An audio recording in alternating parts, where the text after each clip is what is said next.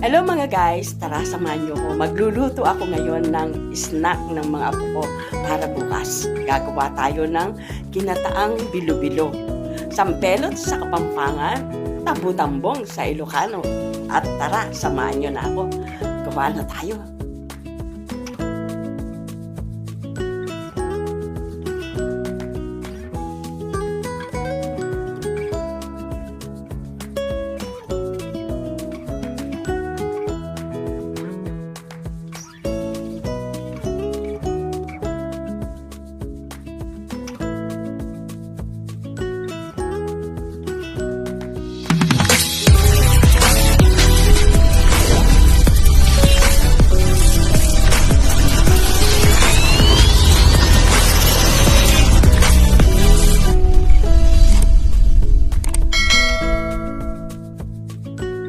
At eto na nga po, babalatan na natin yung 10 piraso ng ating inog na saging saba. Babalatan muna natin siya at pagkatapos ay hiwa-hiwain natin siya ng maliliit. Kumusta na kayo dyan guys? Ngayon lang ako mag-a-upload ng ganitong klaseng pagkain na pang merienda mula nang umuwi ako dito sa Pilipinas dahil nag-request ang manugang ko o ang mga pipo na gusto nila ng tampu-tambong daw sa Ilocano at bilo-bilo sa Tagalog at ginataang bilo-bilo siyempre at saka sa Kapampangan ay tawag nila is sampelot. Ayan. Ito yung saring-saring meron siyang saging, meron siyang kamote, meron siyang sago, meron siyang langka. Pero hindi pa rin siya kumpleto guys kasi ang bilo-bilo meron nilalagyan niya ng yung alam niyo ba yung gabi o kaya kamuting kahoy dahil wala naman. So kung ano lang ang meron dito at meron ding syempre yung langka. Ayan guys, nahiwa-hiwa na natin ang ating saging at isasalin natin sa isang lalagyan at isasasabi muna natin siya. At pagkatapos, balatan naman natin ang ating kamote or kumara. Ayan. At dahan-dahan natin balatan. Uy, ang ibang klase itong kamote na to. Ang nakikita niyong itsura niya guys, kakaibang itsura ng kamote na to. Mukhang masarap siya. Ayan, masarap din itong guys, gawing kamote cube. O diba? Or kamote fritters. Ayan. O diba? Medyo iba ang boses ko guys dahil inuubo ako. Char! Pero inuubo talaga ako. Ayan o, tingnan yung itsura niya guys. O, ayan. O, ayan guys, sugasan muna natin pagkatapos ay ating hiwa-hiwain. Ayan. At iniwa-hiwa na natin siya guys. At ibababad po natin sa tubig yan guys. Para po siyempre, pag binabad mo siya sa tubig, paliguan natin.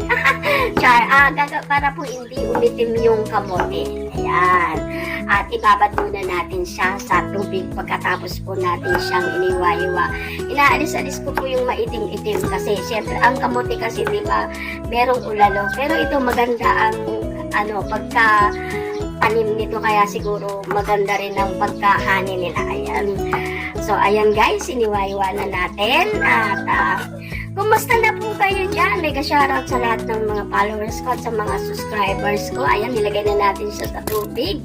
Mega shoutout kay Les Sancho at kay Aris Cassandra Vlog, ating Ning Vlog. At saka kay Mami Angel. Ayan, kay Ma'am Shipe. Sa lahat ng mga dyan, mega shoutout sa inyong lahat. At ito yung glutinous rice guys.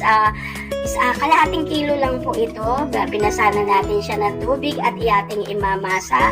Ayan. Pagkatapos po ay kailangan guys unti-unti lang ang paglalagay ng tubig dahil baka masobraan siya ng tubig. Ayan guys, para ka nagmamasa ng arena. O diba, hindi ako gagawa ng tinapay ha. Gagawa ko ng bilo-bilo. Ayan, ganito lang. Ibilot-bilot mo lang. Bola-bola. Bola-bola. Ayan. Naku po, Diyos ko. Ako lang mag-isa dito. Kaya nakakanta ko kahit boses pala ka pa rin ako. Bola-bola. Bola-bola. Natatawa tuloy ako sa sarili ko guys dahil mag-isa lang ako dito, no? Ayan. Dahil namalengke yung manugang ko at pumasok yung kanilang kasambahay. Ayan. So, pumasok lahat yung mga bata last Friday. Happy weekend nga pala sa inyong lahat. At namimiss ko na kayo guys, kaya susubukan natin to dahil hindi ako nakakanta. Diyos ko, magtatatlong buwan na ako hindi ko makakanta. Kaya, oh Lord, Jesus, come into my heart.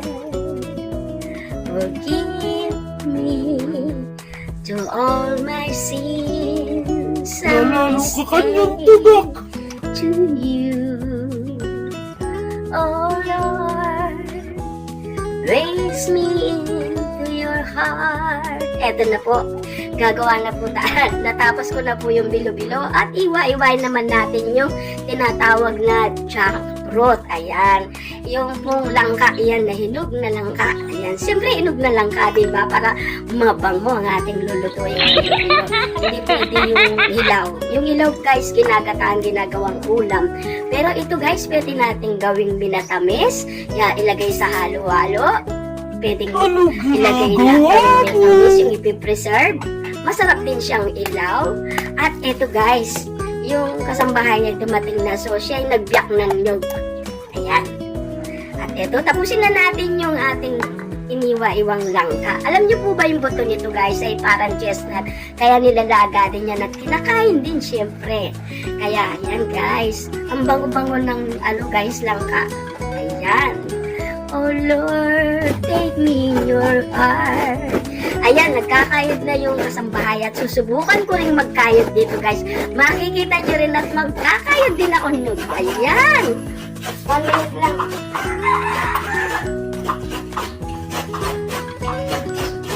Nga.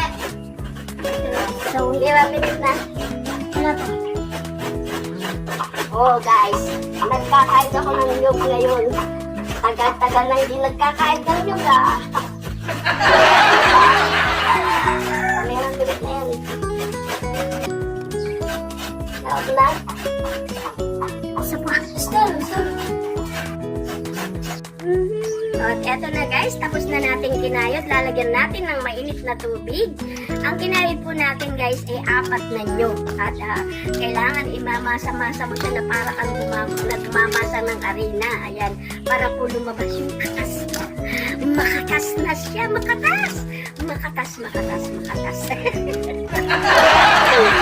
Oh Lord, raise me into your hands and forgive me to all my sins. I love you, Lord. Please forgive me. I love you, Lord.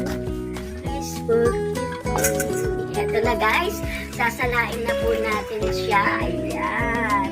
Kailangan sasalain mo maigi para mawala yung sapal ng nyug. At ito na yung pong ating nagata. Ito yung first na kakanggata. At yung pangalawang kakanggata guys ay atin ang pakukuluan. Ayan. At ilalagay na natin yung saging. Unahin natin po yung saging guys dahil po matagal yan na maluto at saka yung langsa.